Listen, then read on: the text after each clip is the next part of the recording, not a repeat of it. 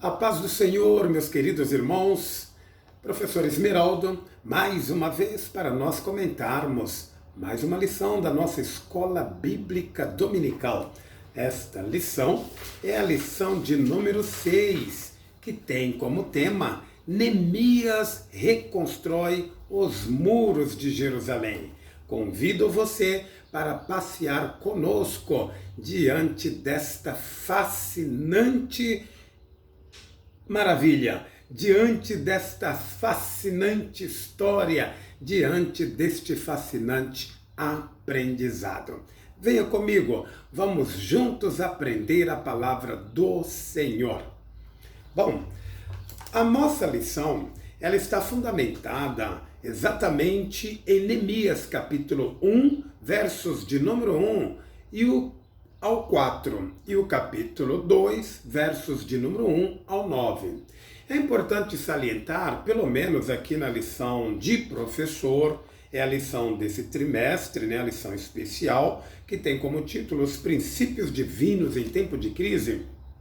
Ela saiu logo quando foi imprimida aqui, como sendo Neemias capítulo 3, mas é Neemias capítulo 1. Aí começa as palavras de Neemias, filho de Acalias, mas logo acima está como que se iniciasse, tomasse partido já no capítulo 3.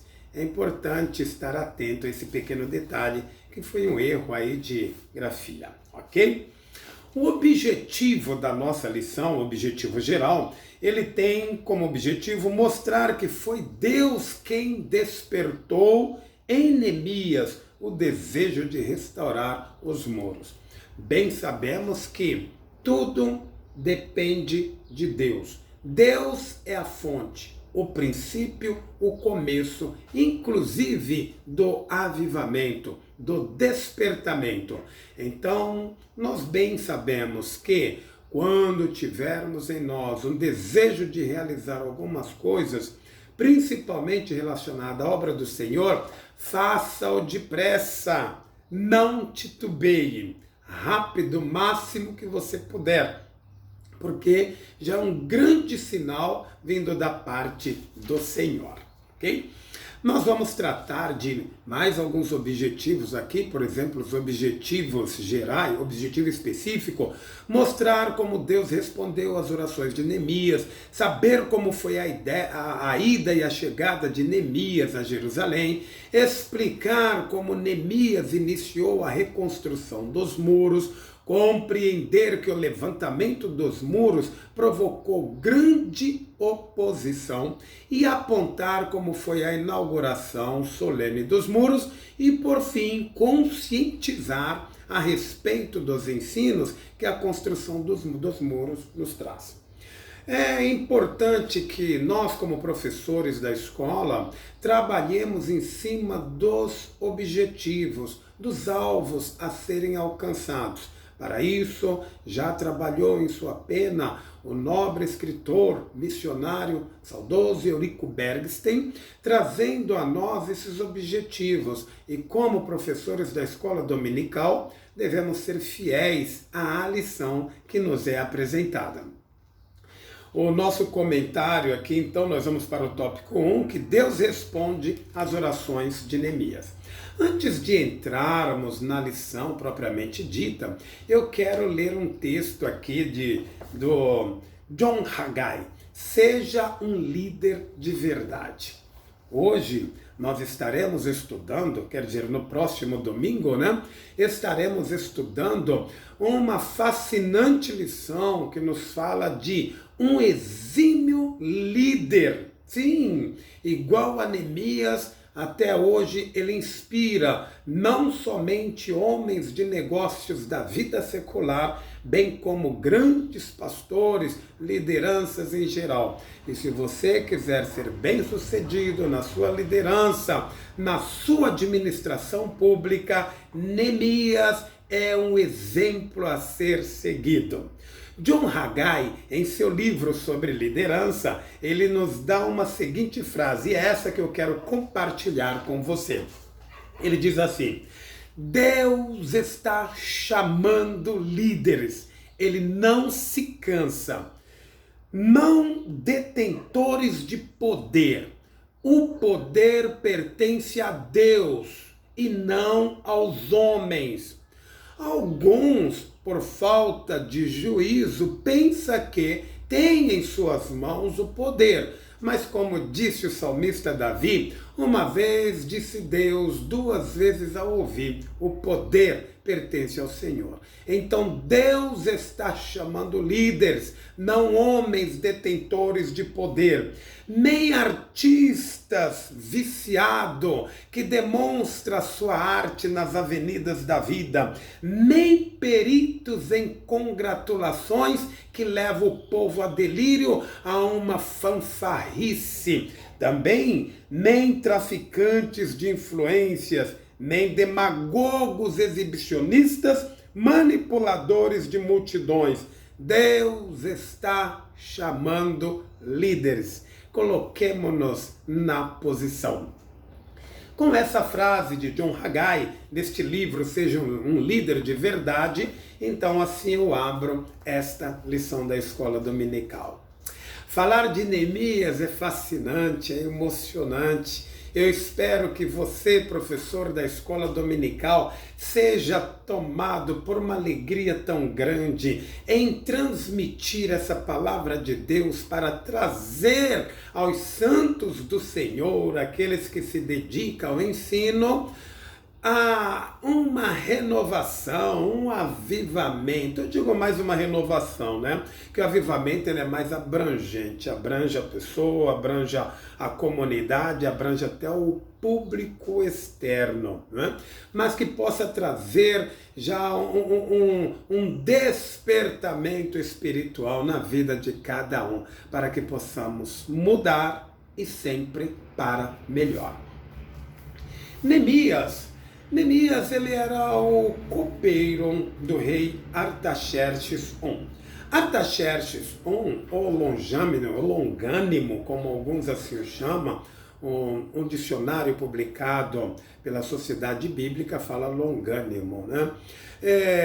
Este rei, conforme a Bíblia King James, né, a versão do rei Tiago, 1616, ele nos diz que ele era filho de Artaxerxes. Esse Artaxerxes I, ele era filho de Xerxes, lá do tempo de Ester.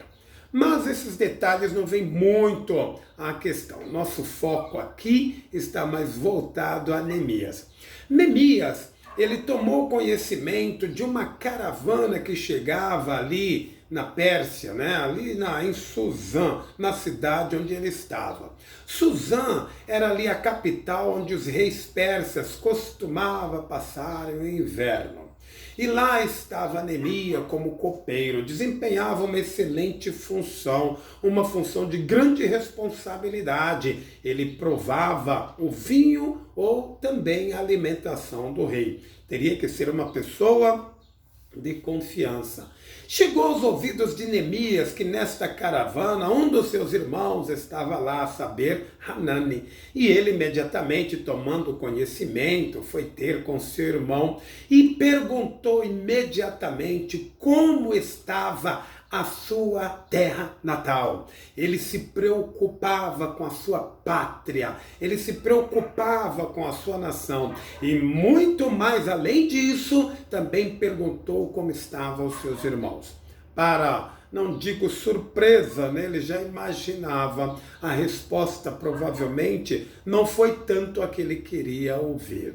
E Hanani não economizou palavras, mas disse: aqueles que ficaram do cativeiro estão numa miséria extrema. A cidade está num campo, num cenário de guerra.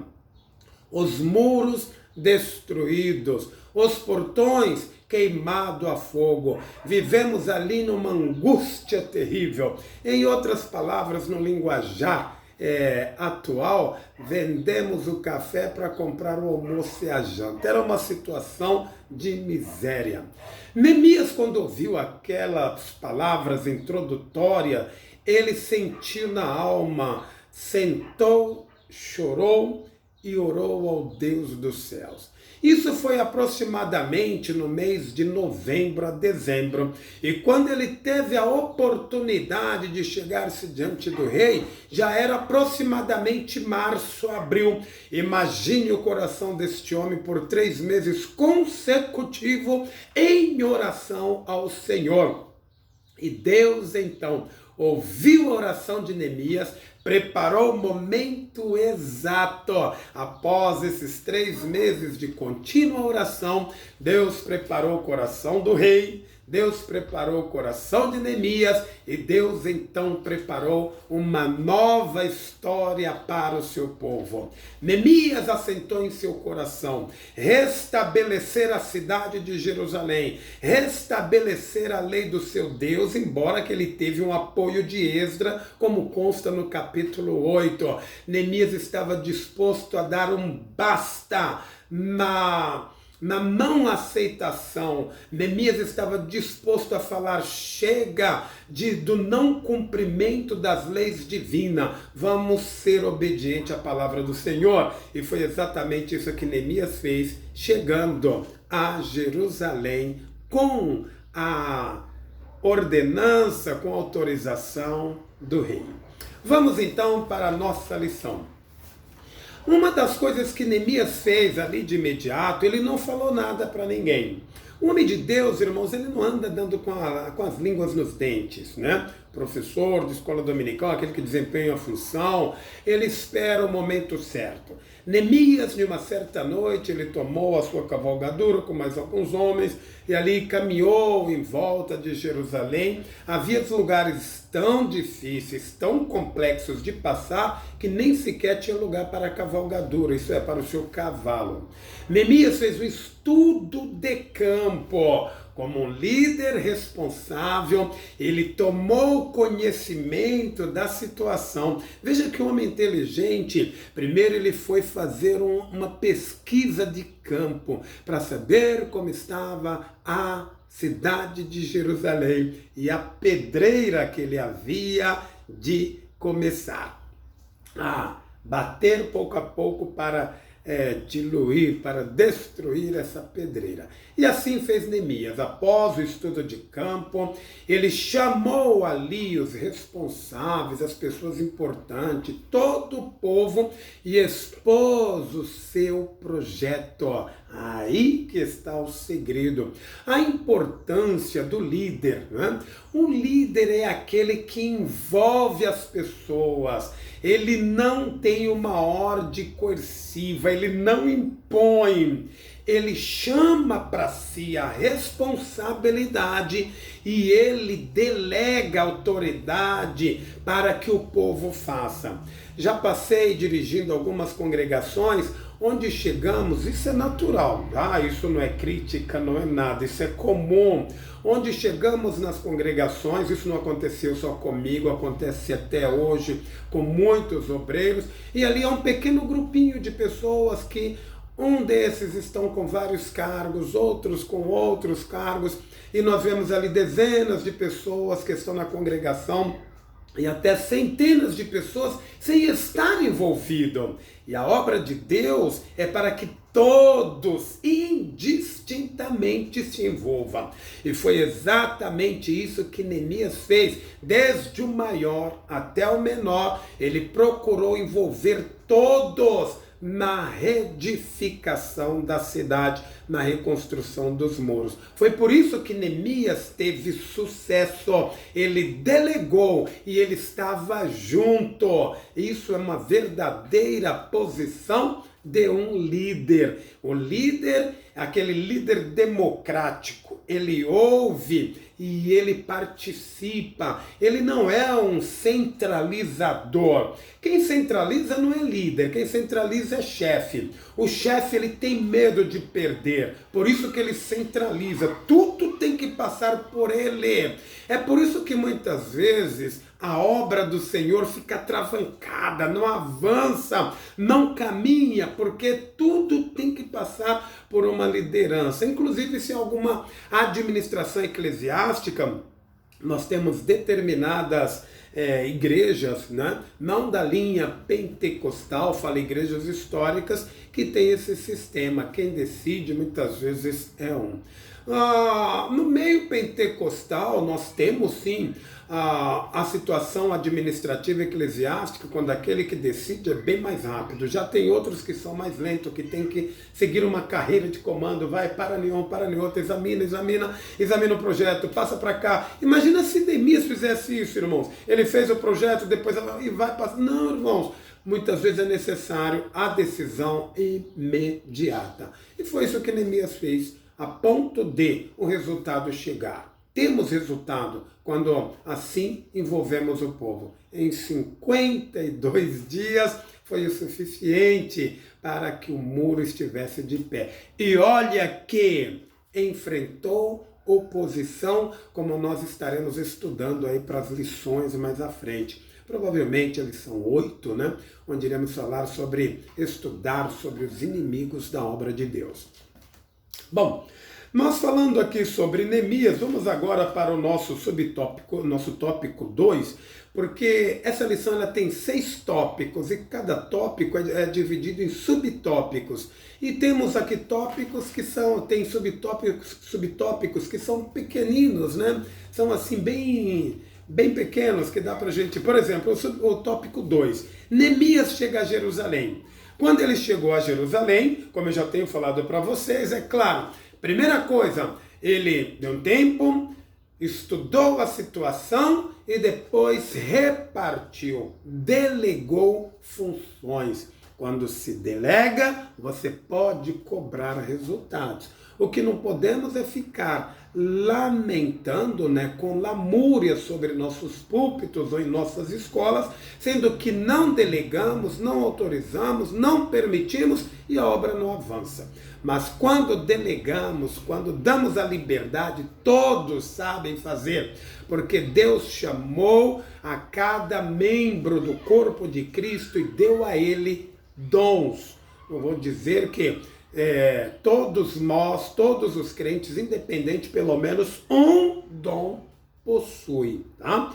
Não tem essa desculpa de dizer, pastor, eu sou membro de banco, não quero me envolver. Meu filho, Deus te deu um dom, se envolva, reconstrua, participe, não fique de fora. Na sequência aqui, Neemias inicia o levantamento dos muros. Aí temos o subtópico 1 que fala o plano de Neemias, né? Nós vemos aí no capítulo 3. Neemias, ele dividiu a tarefa. Eu não sei porque eu estou batendo bastante nessa tecla, né? Dividir tarefa. Sabe por quê? Porque muitas vezes nós, como líderes, queremos fazer só. Aí que está o problema, irmãos. Muitas vezes a congregação é pequena, a pessoa quer fazer só. Muitas vezes a congregação é até um pouco maior, Deus concedeu graça a este colega, né?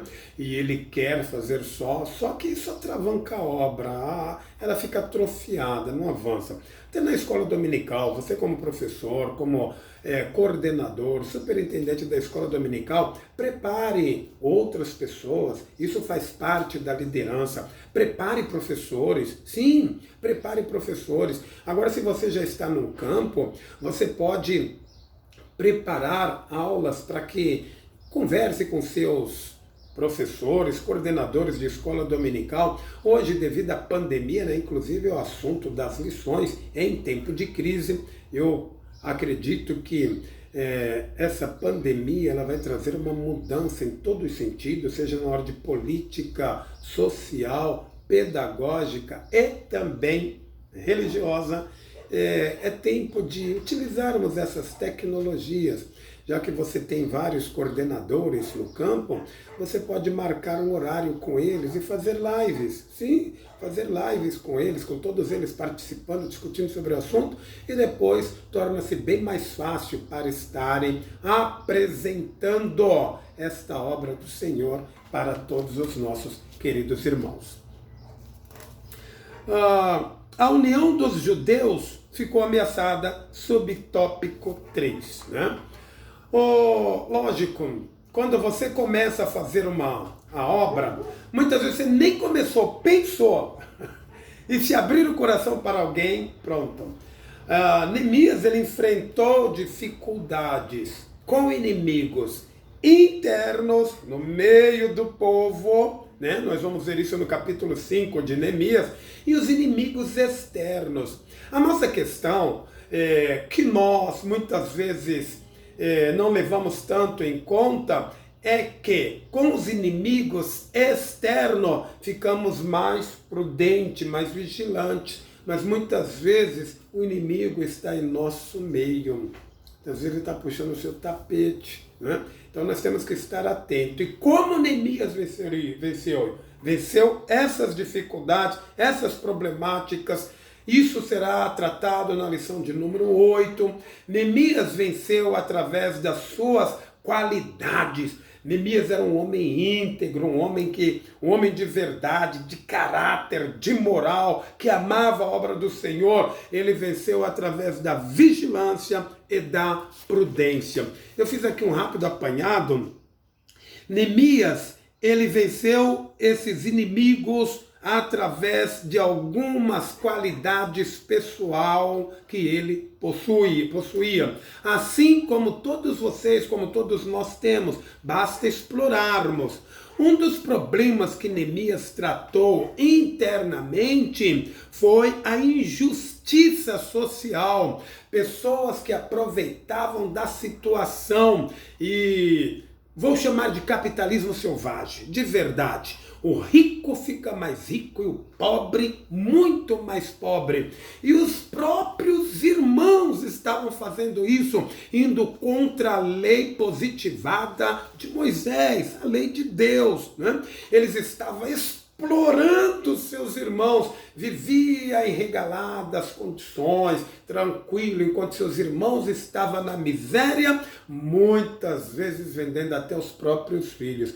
Quando Neemias soube disso, Neemias, ele reuniu imediatamente ali a direção, o povo, e tomou um direcionamento, tratou sobre o assunto, resolveu a problemática. Não adianta ficar protelando, é necessário resolver. Ore a Deus, irmão, sobre o problema, sobre a questão, seja um problema interno ou externo. Ore ao Senhor, Deus coloca em teu coração a hora certa, o momento certo. Saiba de uma coisa, alguém mais interessado em resolver problema no corpo de Cristo chama-se o Senhor. Você, eu, nós somos o instrumento que ele usa. Então não protele essa situação. Foi isso que Neemias fez. Quando ele soube da situação, ele não protelou imediatamente, ele procurou resolver a injustiça social. Inclusive ele deixou, irmãos, que exemplo fantástico e glorioso para nós, né? Ele não tinha ambição, uma ambição desenfreada. Neemias, ele abriu mão do seu salário de governador. Além disso, ainda sustentava mais 150 pessoas na sua casa, que comia da sua mesa e mantinha a porta aberta para os estrangeiros. Que exemplo de liderança. Que Deus nos dê graça, abra o nosso entendimento e que com esta lição possamos aprender tanto com este líder espetacular.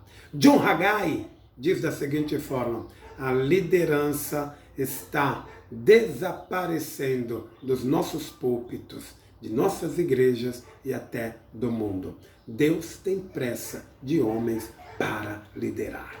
Moody já dizia da seguinte forma, Moody foi um grande evangelista do século XVIII, o mundo está para ver o que Deus pode fazer através da vida de um homem que se entrega totalmente para ele. Façamos isso. Bom, após resolver o problema de ordem social, Neemias, ele introduziu a lei e a ordem. Sim, é necessário a introdução da lei e da ordem, porque se não tiver limite, o ser humano extrapola. De verdade, mesmo como cristão, se não tiver limite, se não tiver correção, por isso que Paulo trata da disciplina, Paulo trata da doutrina, é necessário que ensinamos a doutrina, Por quê? Estamos ensinando, estabelecendo a lei e a ordem do Senhor. Ponto fundamental, Neemias utilizou o quê? A palavra do Senhor. A igreja, ela vive, se renova, se alimenta, ela tem como bússola a palavra do Senhor. Portanto, se você tem o dom de ensino, se esmere, se dedique ao ensino. Outro ponto. Quando chegou no capítulo 8, Neemias contou com apoio, que aí já fugia da sua, vamos dizer, da sua alçada. Tratava-se da vida espiritual do povo. Neemias era um exímio líder, um exímio governador, um patriota, um amante da verdade. Mas quando se referiu à vida espiritual do povo, ali se encontrava alguém capacitado e preparado para isso. Seu nome? Seu Esdra, ou sacerdote Esdra. Havia chegado já em Jerusalém 13 anos antes de Neemias. E ali ele assentou em seu coração ensinar o povo a palavra de Deus. E ele, nesses 13 anos, veio ensinando o povo, a ponto do povo. Irmãos, vamos falar sério um pouco, né? Vamos ser franco. Esse povo que Esdra estava ensinando fazia aproximadamente quase 70 anos que eles haviam regressado com Zorobabel. E eles haviam, na sua maioria, haviam nascido lá em Babilônia, no cativeiro. E outro ponto, eles poucos conheciam a língua pátria, a língua mãe, o hebraico. Eles falavam um aramaico, né? E Esdra se dedicou no ensino deste povo. E Esdra também teve um grande trabalho em ensinar desde o Beabá a lei de Deus para este povo. Então era um povo, em outras palavras, um povo cru, quase que indomável. E Esdra teve um grande e suador trabalho para ensinar o povo. Mas não foi em vão, porque quando Neemias restabeleceu os muros de Jerusalém e Neemias foi consagrar aquele ato, ele convocou uma assembleia e todo o povo estava ali. E quem estava presente? Esdra capítulo 8, né? Nós temos Neemias também falando a respeito. Neemias capítulo 8 também fala a respeito deste fato. Esdra leu a lei do Senhor desde a manhã até a tarde, embaixo de chuva, o povo de pé. Aí começou um grande avivamento, o povo chorava. Por quê? A palavra de Deus é a responsável por mudança. Onde não há pregação, onde não há ensino, onde não há doutrina, o povo está a folgar. Sim, nos bezerros de ouros, nas idolatrias, envolto, mesclado em comunhão, flertando com o pecado. Mas onde a palavra de Deus, o Espírito do Senhor está operando. Então nós temos uma igreja viva, um organismo vivo. Que Deus em Cristo nos abençoe. Chegando próximo aí da nossa finalização, né? Outro problema interno que Neemias encontrou ali, depois que ele retornou novamente pela segunda vez a Jerusalém, casamento misto, né? O povo havia contraído matrimônio com as mulheres estrangeiras. E a lei de Deus não permitia. Por quê? Eles foram levados cativo no ano 596, foram em 3 etapas, né, por Nabucodonosor. Primeira leva no ano 606, depois 597 e 586. Eles foram levados exatamente por causa da idolatria. E lá no cativeiro eles foram curados. Agora eles voltam novamente a casar com mulheres estrangeiras, a abrir aí o excedente para que pudessem retornar tudo novamente. Mas a palavra de Deus chegou a tempo e houve essa renovação. Neemias, ele teve coragem, veja bem, Neemias ele expulsou o filho do sumo sacerdote Joiada, pois era genro do Oronita Sambalate, isso está em Neemias 13. Você como líder, como professor de escola dominical, tem coragem de tomar essa atitude? Tá certo que Neemias tomou algumas atitudes que para nós hoje choca-se com nossa cultura, não até com a Bíblia, né? Não com a Bíblia também, né? A ponto dele agir de maneira violentamente hoje, que se fosse tratado hoje aquele assunto, ele seria enquadrado em crime até de abuso de autoridade, né? E também relacionado aí às crianças, né? Seria complicado hoje para a vida de Neemias, aquelas ações dele do capítulo 13, né? Ele despediu as mulheres, suas crianças, que falavam as doditas, ele expulsava, enrolava no cabelo e dizia, Senhor, lembra-te de mim. Conforme diz a Bíblia King James, né? Não foi um exemplo bom esse de Neemias para nós, na nossa cultura hoje. Tá? É importante nós sabermos o tempo histórico. Naquele tempo era natural, hoje não.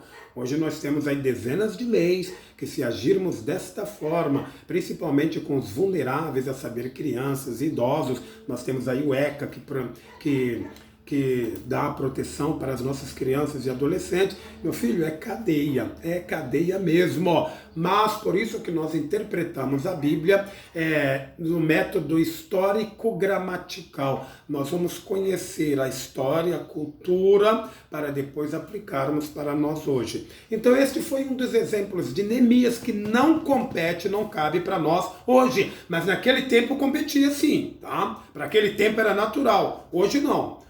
Neemias, ele expulsou essas pessoas, e principalmente este filho do sumo sacerdote Joiada, era chegadinho ali.